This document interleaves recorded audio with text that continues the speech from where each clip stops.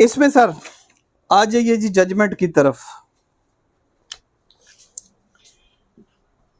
PLD 1997 SC 275, ये मैंने पहले भी कहा कि तब जरूरत पड़ती है इन जजमेंट्स की जब जज साहब कहते हैं अभी थोड़ी देर टाइम है, इस पे कोई लाल सर्च करके लाइए, या वो कहते हैं जिस पे कोई ला लेके आइए, तो फिर बंदा समझता है यार ये कहाँ जाना है और कहाँ नहीं जाना है।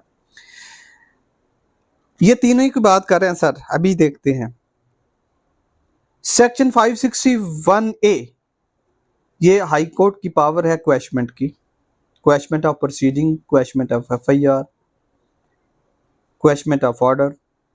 265K 249A, quashing of proceeding, high court ordinarily is reluctant to quash proceeding under section 561A CRPC।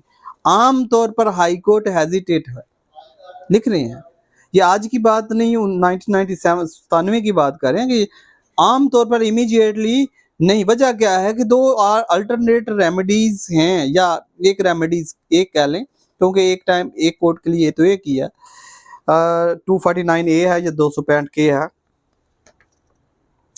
Unless trial court exercises power under section 249A or 265K CRPC, which are incidentally of the same natures and in a way akin to and correlated with quashing of proceeding।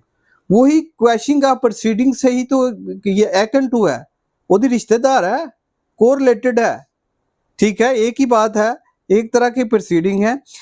envisaged under section 561A CRPC, High Court in exceptional cases can however, हाँ exceptional cases, however ऊपर कहा कि reluctant है, लेकिन फिर भी exceptional cases में कर सकती है कि जहां बिल्कुल विश्वसनीय लगे कि ये प्रोसीडिंग तो हो ही नहीं सकती, ये FIR तो मुमकिन ही नहीं है कि हो जाए, ऐसे बड़े सर्कमस्टेंस आते हैं।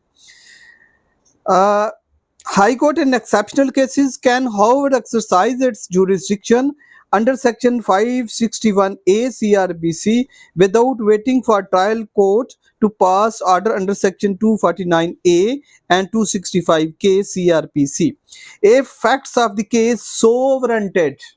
कोई भाई इसमें हाई कोर्ट का कदगन नहीं है, अगर फैक्ट ऑफ द केस इजाजत देते हैं to prevent abuse of the process of any court or otherwise to secure the ends of justice, तो इस सूरत में जो प्रोसीडिंग है वो क्वैश हो सकती है 261A के तहत।